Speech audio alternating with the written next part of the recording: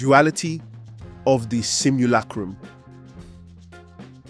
In a quiet corner of the bustling kingdom, Olawunmi, the master sculptor, labored tirelessly in his workshop.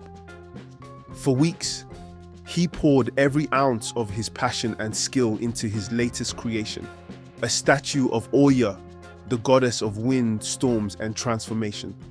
His hands were stained with clay and chisel marks as he meticulously carved each detail, capturing the fierce beauty and grace of Oya. Olawunmi's devotion was such that he spoke to the statue as though it were alive, channeling his deepest emotions into every stroke. He believed that this statue would be a testament to his artistry and a sacred homage to the divine. The day of the unveiling arrived, and the entire kingdom gathered in anticipation. The statue was draped in rich fabrics, and a hush fell over the crowd as Olawunmi prepared to reveal his masterpiece. With a dramatic flourish, he pulled away the cloth, and the statue of Oya stood in all its glory. The crowd gasped, marveling at its lifelike quality. The details were so precise, the expression so vivid, that it seemed as though Oya herself had been captured in certain stone. The people whispered in awe, praising Olawunmi's unparalleled skill. In the days that followed, something strange began to occur. Visitors to the statue claimed they saw it shift imperceptibly, as if it were subtly adjusting its pose. Some even swore they saw the eyes of the statue glint with an unnatural light. Whispers spread through the kingdom about seeing Oya's spirit manifested around the statue. These occurrences were dismissed by many as mere tricks of light or the imagination, but the murmurs grew louder. The king, intrigued by the reports of the statue's supernatural qualities, began to consult it for guidance. He would stand before the statue, seeking its wisdom on matters of state. Remarkably, the king's decision seemed to align perfectly with the advice he believed he received from the statue.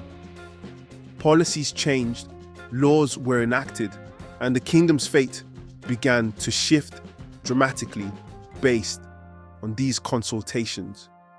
The kingdom flourished under these new policies, but a sense of unease grew among the people. One evening, Olawunmi observed the statue in the dim light of his workshop. He noticed something unsettling. The statue seemed to be emanating a faint, eerie glow. As he stared at it, a chilling thought struck him. The statue had become more than a mere likeness. It was influencing people's thoughts and actions. Horror filled him as he realized that what he had created was not merely a statue, but a simulacrum, a vessel that could control minds. Olawunmi's heart pounded as he understood the gravity of his mistake.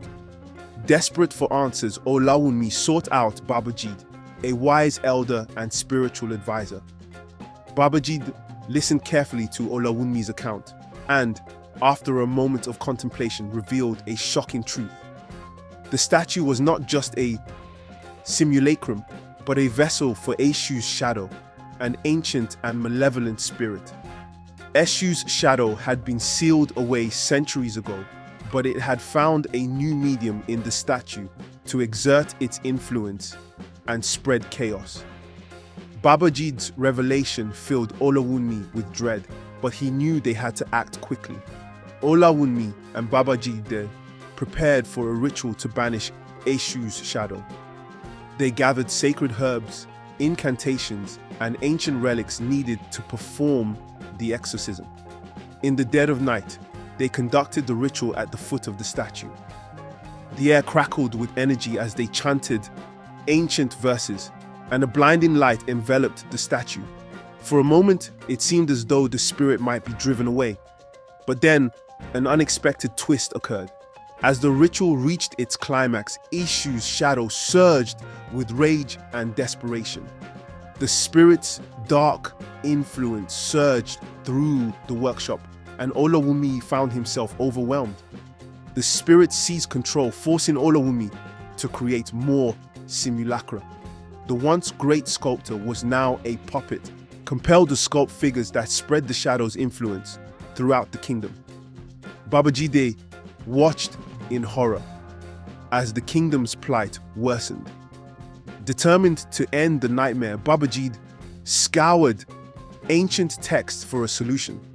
Amidst dusty tomes and forgotten manuscripts, he discovered a reference to a powerful artifact that could defeat Eshu's shadow. This artifact, hidden away in a lost temple, was said to have the power to nullify dark spirits and restore balance.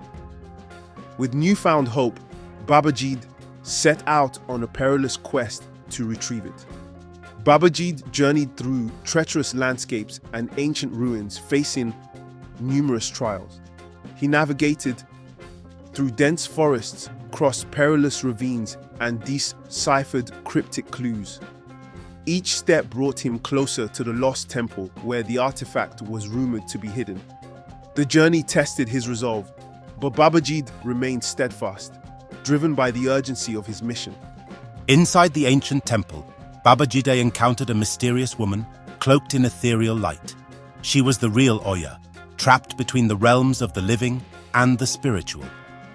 Oya revealed that she had been imprisoned by Eshu's shadow and needed Babajide's help to break free. Her presence was both a beacon of hope and a reminder of the stakes at hand. Together, they devised a plan to defeat the Simulacrum and banish Eshu's shadow. Babajide and Oya formulated a strategy to confront Olawunmi and the army of Simulacra. Oya would use her divine power to weaken the shadow's hold, while Babajide would wield the artifact to counteract the dark influence.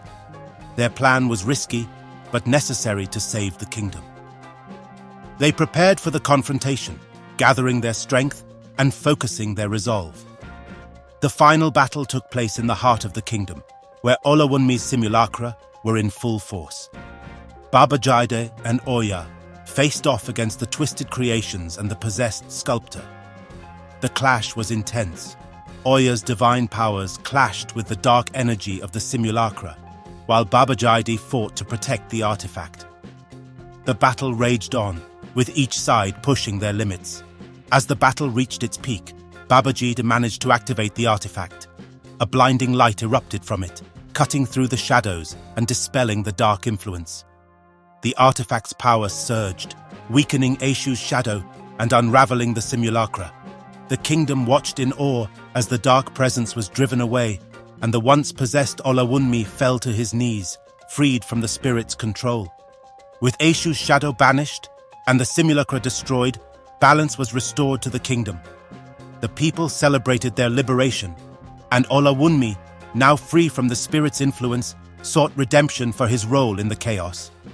Babajide and Oya's bravery became legend, and the kingdom rebuilt itself, wiser and more unified. The tale of the simulacrum and the battle against Eshu's shadow became a powerful reminder of the duality of creation and the enduring struggle between light and darkness.